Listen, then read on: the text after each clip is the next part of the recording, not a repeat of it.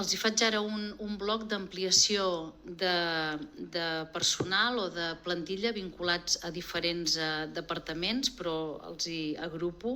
Per un costat, l'ampliació de la plantilla de l'energètica. Han vist que els objectius que ens marquem, els hi deia al principi, són objectius importants que hem d'atrapar d'aquí al 2030.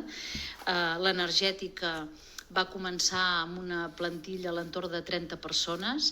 En aquests moments té reptes importantíssims com el programa GENERCAT, és a dir, d'implantació de les energies renovables a tots els equipaments titularitat de la Generalitat.